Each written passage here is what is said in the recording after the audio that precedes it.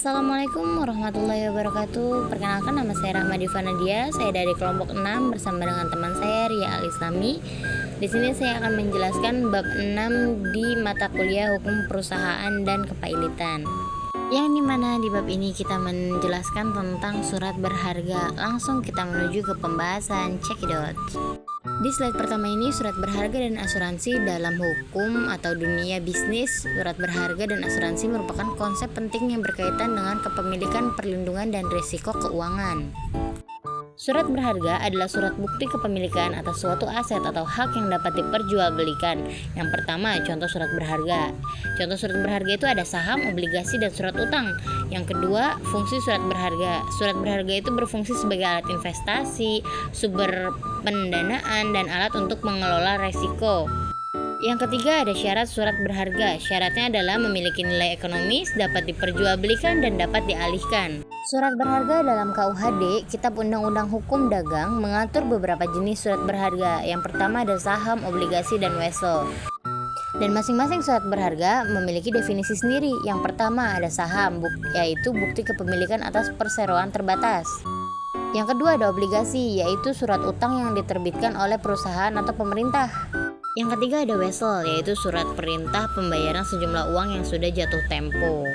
Oke, masuk ke slide berikutnya. Surat berharga di luar KUHD. Selain diatur dalam KUHD, terdapat surat berharga lain yang diperdagangkan di pasar modal seperti reksadana, ETF, dan warrant. Yang pertama ada reksadana, yaitu investasi kolektif yang dikelola oleh manajer investasi. Yang kedua ada ETF, yaitu dana yang diperdagangkan di bursa yang melacak kinerja suatu indeks atau aset tertentu. Yang terakhir ada warrant, yaitu hak untuk membeli saham pada harga tertentu di masa mendatang.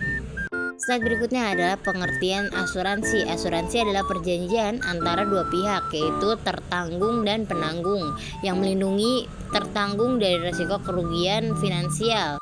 Yang pertama ada premi asuransi, dan yang kedua ada kejadian risiko. Yang ketiga ada klaim asuransi. Masing-masing terdiri ada definisi-definisinya tersendiri. Slide selanjutnya adalah asuransi kerugian. Asuransi kerugian adalah jenis asuransi yang melindungi tertanggung dari kerugian finansial akibat kerusakan atau kehilangan harta benda. Asuransi kerugian terbagi menjadi tiga, yaitu ada asuransi kebakaran, asuransi kecelakaan, dan asuransi bencana alam. Masing-masing asuransi tersebut memiliki definisi sendiri. Bisa langsung dibaca di slide ya teman-teman.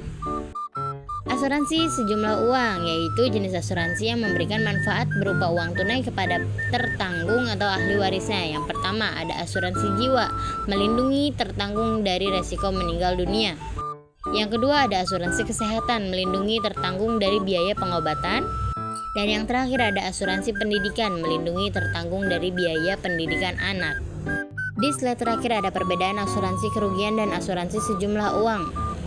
Asuransi kerugian mengganti kerugian finansial akibat merusak atau kerusakan atau kehilangan harta benda. Sedangkan asuransi sejumlah uang memberikan manfaat berupa uang tunai. Perbedaan asuransi kerugian dan asuransi sejumlah uang. Asuransi kerugian adalah menanggung kerugian finansial akibat kerusakan atau kehilangan harta benda. Sedangkan asuransi sejumlah uang adalah memberikan manfaat berupa uang tunai kepada tertanggung atau ahli warisnya. Mohon maaf jika di video ini hanya ada suara saya saja, kurang lebihnya mohon maaf.